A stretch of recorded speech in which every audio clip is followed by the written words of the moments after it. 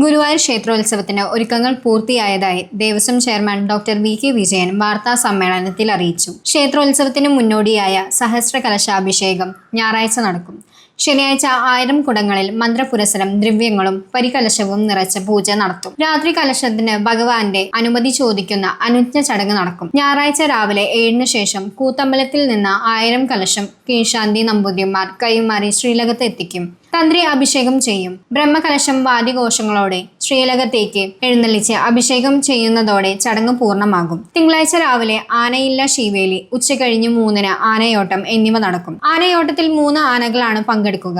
ഓടേണ്ട 3 ആനകളെ ഞായറാഴ്ച ബ്രഹ്മകലശത്തിന് ശേഷം നറുക്കെടുപ്പിലൂടെ നിശ്ചയിക്കും. തിങ്കളാഴ്ച രാത്രി കൊടിയേറ്റത്തോടെ 10 ദിവസത്തെ ഉത്സവത്തിന് തുടക്കമാകും. ഈ വർഷം 4 വേദികളിലായാണ് കലാപരിപാടികൾ നടക്കുക. മേൽപ്പത്തൂർ ഓഡിറ്റോറിയത്തിന് പുറമെ കിഴക്കേ നടയിൽ വൈഷ്ണവം, രുദ്രതീർത്ഥകുളത്തിന് കിഴക്കേ ഭാഗത്ത് വൃന്ദാവനം, അനുഷ്ഠാന കലകൾക്കായി വൈകുണ്ഠം എന്നീ 3 വേദികൾ കൂടി സജ്ജീകരിക്കും. 476 ടീമുകളുടെ തിരുവാതിരക്കളി വൃന്ദാവനം വേദിയിൽ അരങ്ങേറും. Chairman doctor VK. വിജയൻ, തന്ത്രി ചേനാസ് ദിനേശൻ നമ്പൂതിരിപ്പാട്, ഭരണസമിതി അംഗങ്ങളായ C. Manoj, K P. Viswanathan, Mallissery Parameswaran Namboothiripad, administrator P S. Vinayan, deputy administrator Pramod Kalarikkal, M. Radha എന്നിവർ വാർത്താ സമ്മേളനത്തിൽ പങ്കെടുത്തു.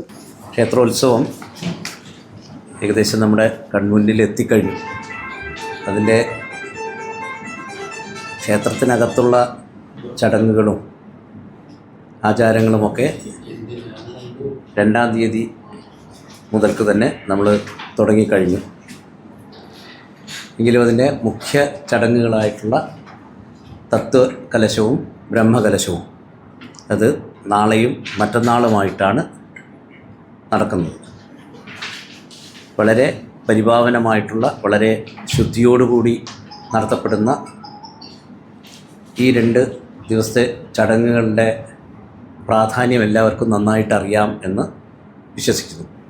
അതിൻ്റെ ഭാഗമായിട്ട് ചില നിയന്ത്രണങ്ങൾ, ദർശനവുമായി ബന്ധപ്പെട്ട് ചില നിയന്ത്രണങ്ങൾ ഏർപ്പെടുത്തിയിട്ടുണ്ട്.